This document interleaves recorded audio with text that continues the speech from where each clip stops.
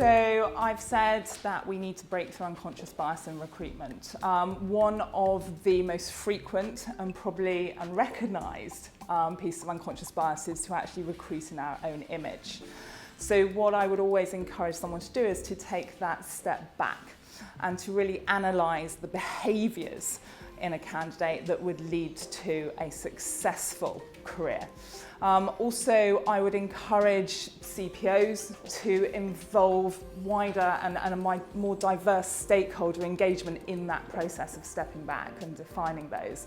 One thing that we have found and that we always encourage is as a strategic partner to get our clients to try and interview against behaviours that represent their core values. One thing that we have found is that successful CPOs are those that can identify their own weaknesses and perhaps recruit for candidates with strengths in areas where they have a weakness, which means that they don't have a procurement function who all have exactly the same strengths and weaknesses.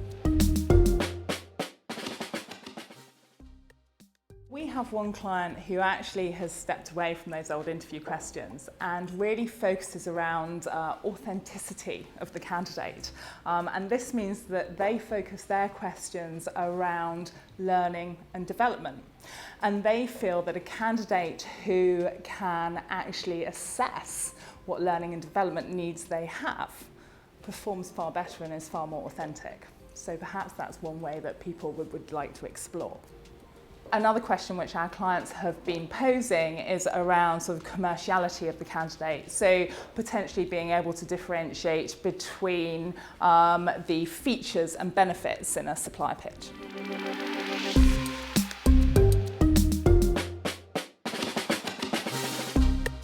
So the worst thing you could possibly do in an interview as an employer is not to sell, is not to set out your shop window, and is not to really be able to pitch your employee value proposition.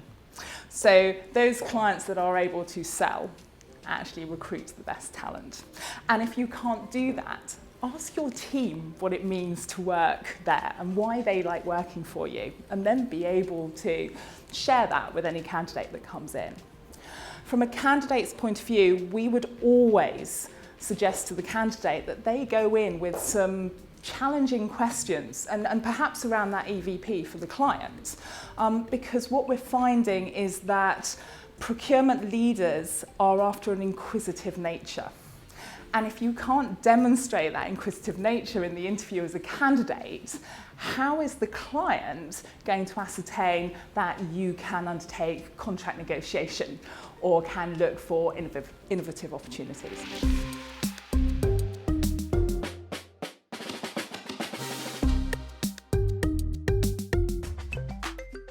I think employers do need to adapt to the fact that people are no longer in it for the long run. Those age groups of millennials and onwards, the average length of someone staying with a company these days is between 18 and 24 months, but it's actually no longer about length of service. And employers need to adapt their approach to that. So what an employer can do is that they should be concentrating on how to keep that person interested, how to keep them motivated and how to challenge them, even if it's, for example, around giving them separate projects to do with deliberately outcome-based conclusions.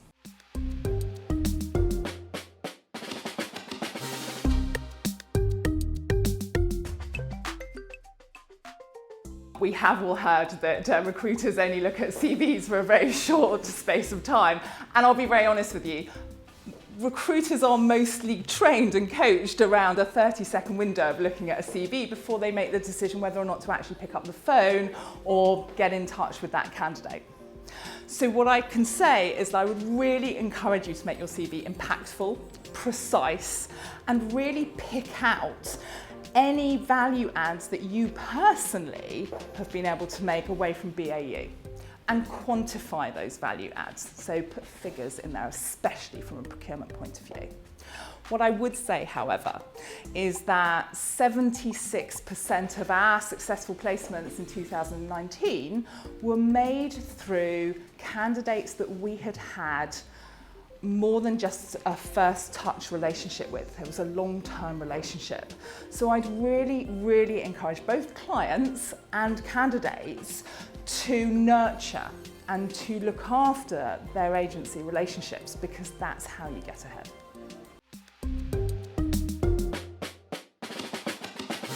I think my big idea for the profession, and this relates back to the talk that I did earlier, is that we need to start thinking in the candidate's shoes. I think very often, and this isn't just procurement functions, feel that the candidate wants to work for them. However, that candidate has numerous opportunities, and you need to make them want to work for you through your crafted sell, setting out your shop window, through the candidate experience. And I think if we took that a little bit of a step back and just viewed it through their eyes, it would make a world of difference in attracting top talent.